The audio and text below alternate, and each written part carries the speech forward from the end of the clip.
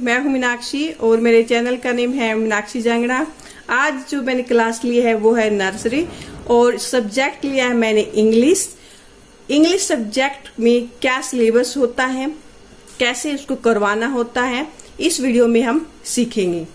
तो nursery class के लिए मेनली जो सिलेबस होता है वो होता है A to Z। बस पूरे ईयर में A to Z ही करवाते हैं। A to Z में क्या होता है कि इसको रिकॉग्नाइज मतलब A B C D इनकी पहचान होनी चाहिए इन लेटर्स की, और राइट उनको लिखना आना चाहिए। राइम्स, ये बुक में आप कोई भी राइम बच्चे को करवा सकते हैं। कॉन्वर्सेशन मतलब बातचीत, इसमें मंथली बच्चे को कॉन्वर्सेशन के 5 या 6 क्वेश्चन दिए जाते हैं, जैसे what is your name, what is your father's name, what is your mother's name, what is colour of milk, what is colour of your hair.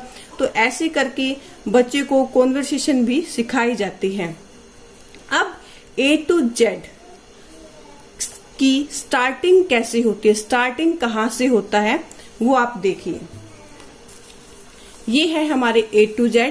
Starting में बच्चे को A B ऐसे लिखना नहीं बताया जाता। सबसे पहले आप बुक लीजिए, बुक में बच्चे को पहचान करवाइए, क्योंकि बुक में पिक बनी होती है जिससे बच्चा जल्दी से पहचान जाता है। जैसे एप्पल है तो एप्पल की पिक बनी होती है, एरोप्लेन की पिक होती है, तो इससे बच्चा समझ जाता है कि A for एप्पल, तो A की वो पहचान कर पाता है। तो सबसे पहले आप बुक लें और 1 वीक बच्चे को कोई भी कुछ भी लिखना मत सिखाइए आप। अगर आज आप स्टार्ट कर रहे हैं तो सिर्फ बच्चे को बुक से पहचान करवाइए, बुक में ओरल करवाइए। A B C D A to Z करवा सकते हैं आप। 1 वीक के बाद आप बच्चे को राइट में क्या स्टार्ट करवाएंगे, वो है कुछ लाइंस, जैसे standing line, sleeping line, slanting line. Okay, मैं यहाँ बता दूं कि कैसे करवानी है। स्टैंडिंग लाइन में यहाँ पे आप ऐसे 1 बनाइए स्टैंडिंग लाइन। ओके, बच्चे को ऐसे आप डॉट पूरे पेज पे बना के दे सकते हैं। बच्चे ऐसे इन डॉट को मैच करेगा। बस आप इस लाइन को 2 डेज बच्चे को देंगे। फिर आप स्टार्ट कराएंगे स्लीपिंग लाइन। स्लीपिंग लाइन ऐसे बनती है। ओके, तो इसके लिए आप ऐसे डॉट बनाएंगे और बच्चा इस डॉट को ऐसे मैच करेगा। फिर होती है स्लैंटिंग लाइन। स्लैंटिंग लाइन के लिए आप ऐसे डॉट लगाएंगे, बच्चा इस तरीके से इसको मैच करेगा। स्लैंटिंग लाइन 2 टाइप्स होती है, लेफ्ट और राइट। तो फिर आप ऐसे स्लैंटिंग लाइन देंगे। ओके, तो ये लाइन आप कम से कम 1 मंथ आप बच्चे को करवाएंगे, तब जाके बच्चा पेंसिल को होल्ड करना सीखेगा। कुछ पेरेंट्स क्या होते हैं कि सबसे पहले बच्चे को A for एप्पल दे देते हैं और उसको कहते हैं कि करे, तो ऐसे बच्चा नहीं सीखता। सबसे पहले उसको लाइंस करवानी होती है और लाइंस के लिए भी टाइम दिया जाता है कि ये 4 लाइंस हैं। स्टैंडिंग लाइन में 2 लाइन हो गई, तो ये 4 लाइंस हो गई, तो कम से कम 1 मंथ दिया जाता है इन लाइंस को, ताकि बच्चा होल्ड करके अपने आप विदाउट डॉट, स्टार्टिंग हम डॉट से करेंगे, फिर बच्चा विदाउट डॉट से ये लाइन को बनाएगा। फिर उसमें क्या है नेक्स्ट, कर्व। तो आप बच्चे को कर्व देंगे जब ये लाइन बच्चा सीख जाए ऐसे। और ये कोई जरूरी नहीं है कि बच्चा 1 मंथ लेगा। कुछ बच्चे इंटेलिजेंट होते हैं, कुछ नॉर्मल होते हैं, कुछ बच्चे हैबिचुअल होते हैं कि हैबिट नहीं होती कुछ सीखने की। ये जरूरी नहीं है कि हर बच्चा ये 1 मंथ में कंप्लीट कर पाएगा, और ये जरूरी नहीं कि हर बच्चा इन लाइन को कंप्लीट करने में 1 मंथ लेगा। तो आप बच्चे के अकॉर्डिंग भी करवा सकते हैं, पर मोस्टली जो बच्चे हैं वो इन लाइन में, उन कर्व में करने में 1 मंथ लेता ही है। तो सबसे पहले आप ये लाइन करवाएं। जब बच्चे की सारी लाइंस हो गई, कर्व अपने आप बच्चा करने लग गया, तब लेटर स्टार्ट करवाएंगे आप T। T for tiger, जैसे फर्स्ट स्लीपिंग लाइन, फिर standing line, sleeping line and standing line, sleeping line and standing line. इस तरीके से बच्चा करेगा। L for lion, standing line and sleeping line, standing line and sleeping line. फिर मैंने यहां पे लिया है H, स्टैंडिंग लाइन, इनके बीच में sleeping line, standing line and sleeping line, standing line and sleeping line.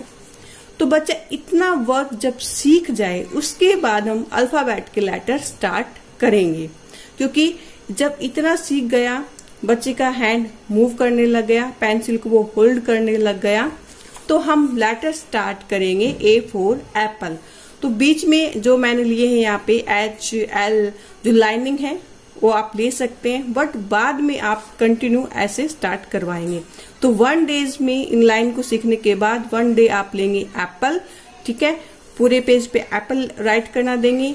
फिर B for ball, C for cat, D for dog. तो 1 वीक में या 2 वीक में ये लाइन अगर हो जाती है, 1 पेज पे हम देंगे, तब आप फिर नेक्स्ट स्टेप होगा आप 1 लाइन में इनको इकट्ठे बच्चे को देना।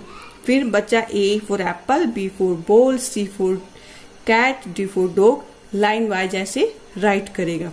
तो ऐसे धीरे धीरे करके बच्चा A to Z तक पहुंच जाता है। तो आप ये मत सोचिए A to Z बच्चे को हम 1 मंथ में सिखा देंगे, ऐसा पॉसिबल नहीं होता। A to Z पूरे साल में सिखाया जा सकता है। तो आप मान लीजिए 2 या 3 मंथ में A to L करवा दें, हाफ करवा दे पहले यहां तक, ठीक है।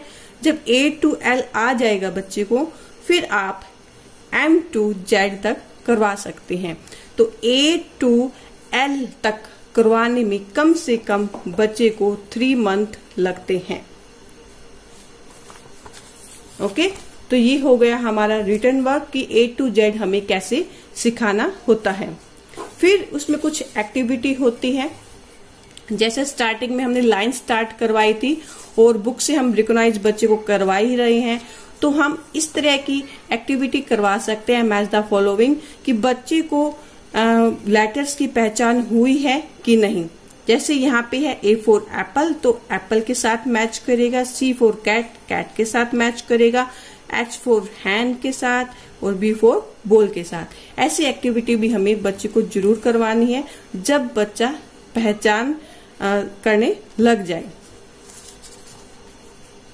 फिर आप ऐसे भी करवा सकते हैं, एक साइड आप लेटर लिखेंगे, दूसरी साइड आप पिक बनाएंगे, ठीक है। तो लेटर और लेटर की पिक के साथ मैचिंग करवाएंगे ऐसे।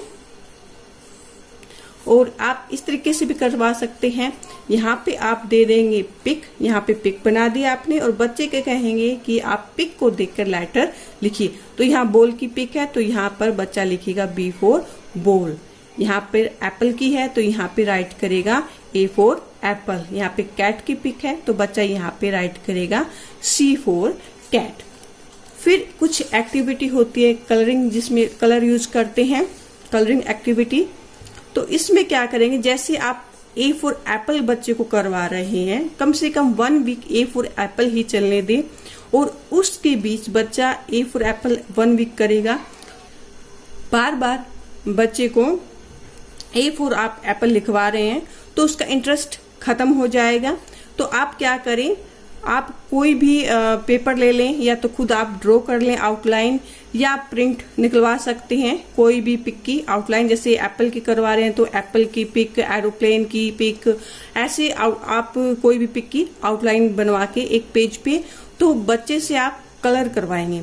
क्या होगा, उसकी हैंड की जो मूवमेंट है वो भी होती रहेगी, बच्चे का इंटरेस्ट भी बनता रहेगा। और बच्चे ने अगर A फॉर एप्पल या A फॉर एरोप्लेन में कलर किया है, तो बच्चे को वो लेटर पहचान, मतलब बच्चे को जो अगर A फॉर एप्पल या A फॉर एरोप्लेन में बच्चे ने कलर अपने हाथों से किया है, तो वो लेटर वो कभी नहीं बोलेगा। तो इस तरह की एक्टिविटी बच्चे के लिए बहुत जरूरी होती है, बच्चे के इंटरेस्ट के लिए।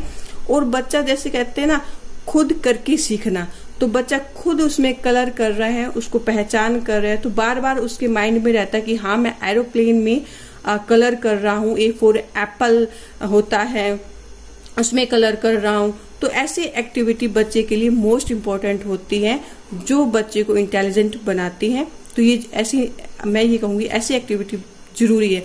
तो जैसे आपने बिफोर बॉल करवाया, सी फॉर कैट, तो हर एक लेटर के साथ आपको ऐसी एक्टिविटी करवानी है। फिर ए टू जेड या ए टू एल आपने बच्चे को करवा दिया, तो आप इस तरीके से फिलअप्स उसको दे सकते हैं ताकि आपको पता चले कि बच्चे को ए टू एल या ए टू जेड बच्चे को आ गया है या नहीं। फिर आप जब ए टू एल या ए टू जेड तक बच्चे ने सीख लिया, क्योंकि मैं ये पहले ये कहूंगी ए टू जेड आप नहीं, ए टू एल हाफ हाफ करके 6 मंथ और 6 मंथ में ऐसे करवाते हैं, तो आप ऐसे ही करवाएं। जब ए टू एल आपका हो जाता है लेटर, तो आप बच्चे को डिक्टेशन दें, ठीक है। तो डिक्टेशन से आपको पता चल जाएगा कि बच्चे को पहचान हुई है कि नहीं। मान लो आपने बोला ए फॉर एप्पल, क्या बच्चा ए फॉर एप्पल लिख पाता है? हाँ, पिक देख के या ए फॉर एप्पल को देख के वो बता सकता है, पर ओरली सुन के बच्चा लिख रहा है तो बच्चे को पहचान हो गई है। तो ये था आपका इंग्लिश सिलेबस क्लास नर्सरी के लिए, और मुझे लगता है कि ये वीडियो आपको पसंद आएगी और आपके बच्चे के लिए काफी यूजफुल रहेगी। और मैं एक बात पेरेंट्स को कहना चाहूंगी, जब भी आप बच्चे को काम करवाने बैठेंगे नर्सरी क्लास के बच्चे को, तो 10 मिनट से ज्यादा बच्चा फोकस नहीं कर पाता, ठीक है। तो वो इधर उधर देखेगा, हिल डुल करेगा, उसको करने दें। स्टार्टिंग में आप क्या करें, उसका हैंड खुद पकड़ें, होल्ड करें, और उसको ऐसे कोई भी कलरिंग या लाइंस करवा रहे हैं तो आप वो करवा सकते हैं। तो आप पेशेंस रखिए, ये मत सोचिए कि नहीं इसको नहीं आ रहा, क्योंकि लाइंस को करने में, सारे जो भी मैंने लाइंस बताई है उसको 1 मंथ लगता है इन लाइन को कवर करने में। तो आप खुद सोच के देखिए, हर एक लेटर को करवाने के लिए आपको कम से कम 1 वीक चाहिए, तभी बच्चा अच्छे से ए टू जेड कर पाएगा। आशा करती हूँ ये वीडियो आपके लिए यूजफुल रहेगी, और अगर यूजफुल रहे, आपको पसंद आए, तो आप लाइक कीजिएगा, कमेंट कीजिएगा। Thank you.